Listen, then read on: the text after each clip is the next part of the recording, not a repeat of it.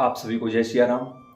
जब देवी देवता हमारे शरीर में प्रवेश करते हैं तो शरीर के इन अंगों में दर्द होने लगेगा।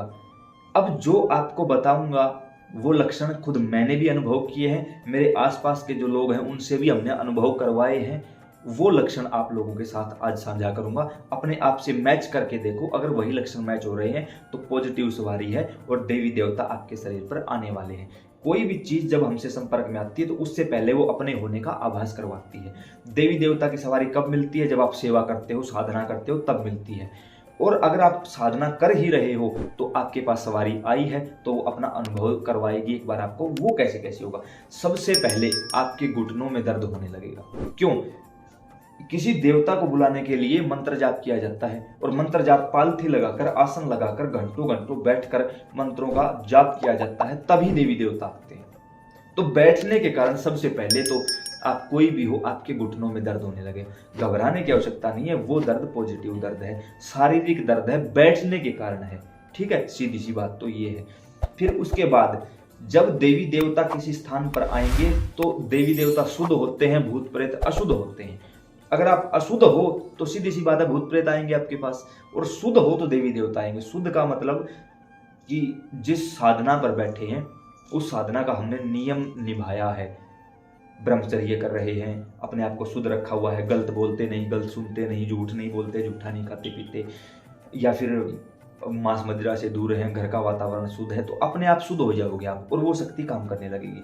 उस दौरान आपके शरीर की कुंडलिनी शक्ति जागृत होती है, यानी नीचे मूल आधार से लेकर सहस्त्रार चक्र तक सातों चक्रों पर ऊर्जा विद्यमान हो जाती है और कुंडलिनी शक्ति नीचे से ऊपर की ओर उठने लगती है, जिस कारण सबसे पहले आपकी पीठ में दर्द होना शुरू हो जाता है। काफी लोगों के अनुभव आए हैं कि इतने दिन हो चुके हैं माला पर बैठे बैठे, अब हमें दर्द होने लगा है। कोई बात नहीं, इसका मतलब है आपका मूल आधार चक्र जागृत हो रहा है। काम वासना हद से ज्यादा बढ़ जाएगी, क्योंकि मूल आधार चक्र यानी पहला चक्र जो है उसके मालिक हैं गणेश जी महाराज। और जब मूल आधार चक्र जागृत होता है तो वो सबसे ज्यादा समय लेता है, क्योंकि जड़ है वो, मूल है वो, सबसे ज्यादा समय मूल आधार चक्र लेता है जागृत होने में। उस समय काम वासना आती है, गंदे विचार आते हैं, पूजा पाठ करने का बिल्कुल भी मन नहीं करता। लेकिन ऐसे में भी जब आप लोगों के फोन आते हैं तो हम आपसे यही बात कहते हैं कि घबराना नहीं, बस सेवा करते रहो।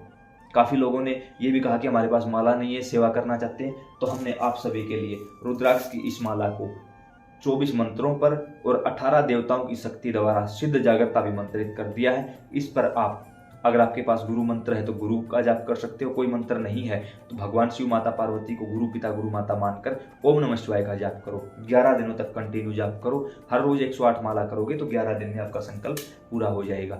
इस दौरान ठाकुर जी कृपा करेंगे। और अगर आप इस माला को मंगवाना चाहते हो तो हम अपनी टीम का व्हाट्सएप नंबर यहाँ आप लोगों को दे रहे हैं, आप उनसे संपर्क करो। उस नंबर पर व्हाट्सएप पर आप केवल मैसेज करोगे, कॉल नहीं उठाई जाएगी आपकी। अपना नाम, address, pin code, mobile number और माला चाहिए, ये 5 चीजें टाइप करके भेजो आप, हमारी टीम आपसे संपर्क कर लेगी। इस माला का एक छोटा सा चार्ज भी रखा हुआ है, वो आपको बता देंगे। पहले पेमेंट करनी होगी, स्क्रीनशॉट भेजना होगा, अपना एड्रेस भेजना होगा। ऑर्डर लगने के बाद 3 से 4 दिनों में माला आपके पास पहुंचा दी जाएगी। अब जहां तक होम डिलीवरी होगी तो होम डिलीवरी हो जाएगी, अन्यथा डाक खाने द्वारा आपके पास भेज दी जाएगी। होम डिलीवरी थोड़ी सी जल्दी हो जाती है, डाक खाने से वो लोग लेट कर देते हैं, इसमें हमारा कोई दोष नहीं है। तो हम इस चीज के ये मत कहना कि आपने इतने दिन क्यों लगाई, क्यों लगा, नहीं भाई, अपने नियम के अनुसार होगा सारा कार्य।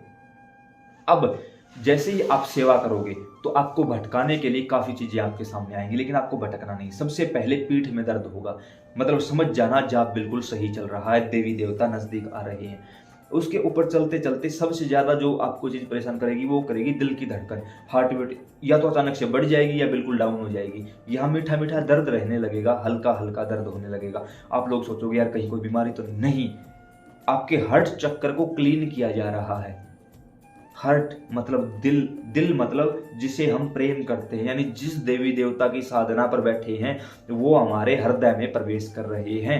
अच्छा संकेत है। यहाँ चलते चलते विशुद्धि चक्र, इसको कंठ चक्र बोला जाता है। विशुद्धि चक्र जब एक्टिवेट होता है तो हमारे गले में खराश रहने लग जाती है, गले में दर्द रहने लग जाता है और खाने पीने की वस्तुओं का जो स्वाद है वो बिगड़ जाता है। हम लोग सोचते हैं यार हो क्या रहा है, घबराने की आवश्यकता नहीं, विशुद्धि चक्र एक्टिवेट किया जा रहा है। उसके बाद दर्द होता है गर्दन में, क्योंकि जब आप आसन लगाकर, पालथी लगाकर पिरामिड आकार में बैठोगे, त्रिभुज आकार में बैठोगे, उस समय पर ब्रह्मांडीय ऊर्जा आपके शरीर पर गिरेगी तो सबसे पहले ब्रह्मरंध्र के जरिए पूरे शरीर में फैलेगी।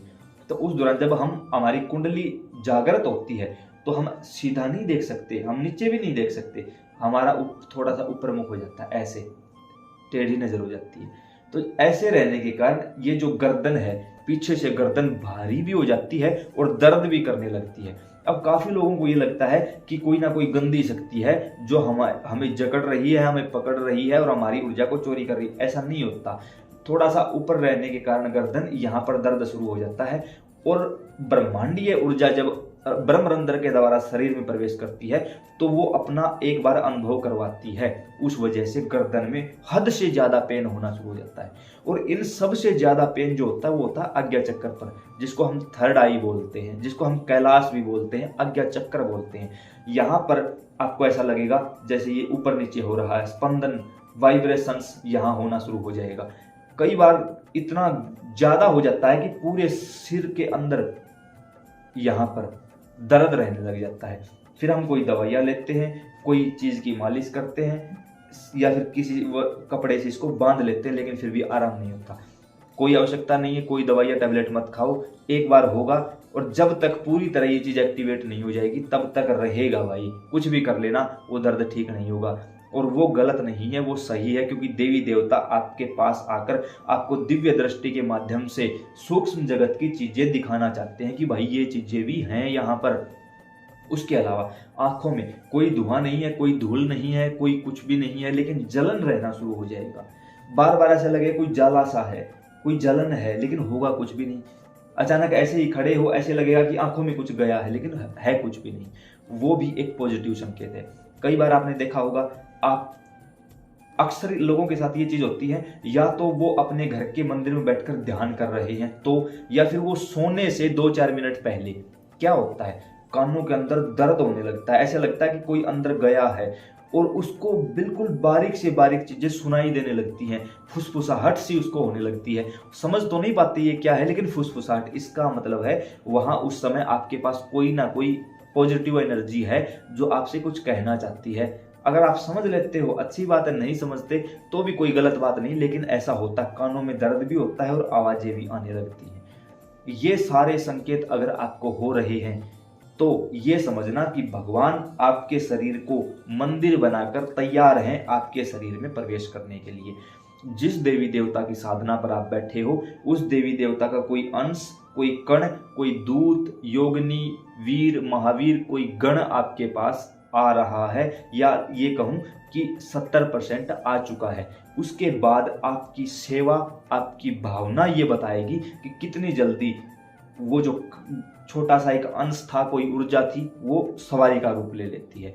वो आपकी सेवा, साधना, मेहनत पर निर्भर करता है। अब मेहनत करना आपका काम है, क्योंकि हमने आपको लक्षण भी बता दिए, उपाय भी बता दिया और आप लोगों के लिए माला को भी सिद्ध कर दिया है भाई। अब भी अगर आप कोई काम नहीं कर सकते, मेहनत नहीं कर सकते, तो गलती इसमें आप लोगों की है। तो उम्मीद करता हूँ इन लक्षणों से आपको पता चला होगा। अन्य प्रेमियों को जरूर बताओ यही लक्षण, ताकि उनको भी ये जो कहीं ना कहीं डाउट है, उनके ये डाउट क्लियर हो सके और वो भी प्रभु के श्री चरणों की सेवा पात्र जीव बन सके।